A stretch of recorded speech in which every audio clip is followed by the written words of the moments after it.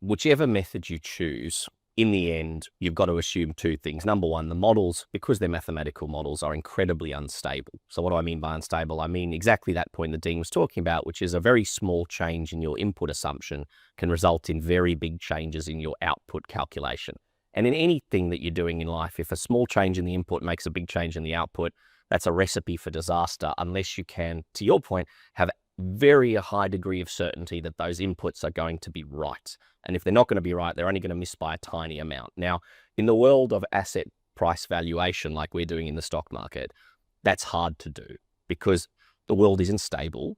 Companies aren't stable, people aren't stable, and companies in the end are run by people. And so there's only a very limited number of companies that I think you can actually use any form of valuation model to arrive at a stable valuation on. That's why we talked about stability so much in one of our previous episodes. You know, if you filter the market for stability, in other words, those companies where you could have a high degree of confidence in your model, you end up with only sort of 3 to 5% of the market left. So from that point of view, I think you can use multiples or a DCF when you're looking at that portion of the market, and you'll be pretty close to right.